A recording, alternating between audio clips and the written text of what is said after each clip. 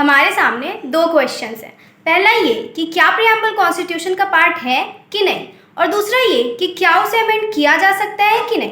तो इसका आंसर जानने के लिए हमारे पास दो इंपॉर्टेंट लैंडमार्क जजमेंट्स हैं। तो उस पर जाने से पहले हम आर्टिकल 368 देखते हैं। आर्टिकल 368 पार्लियामेंट को ये पावर देती है कि वो कॉन्स्टिट्यूशन के किसी भी पार्ट को अमेंड कर सकती है। तो हमारा पहला केस है re Berubari union and exchange of enclaves. इस केस में तीन चीज़ें कही गई। पहला ये कि आर्टिकल 368 का एक्सरसाइज करते हुए पार्लियामेंट कॉन्स्टिट्यूशन के किसी भी पार्ट को अमेंड कर सकती है, पर जो प्रियम्बल है वो कॉन्स्टिट्यूशन का पार्ट नहीं है।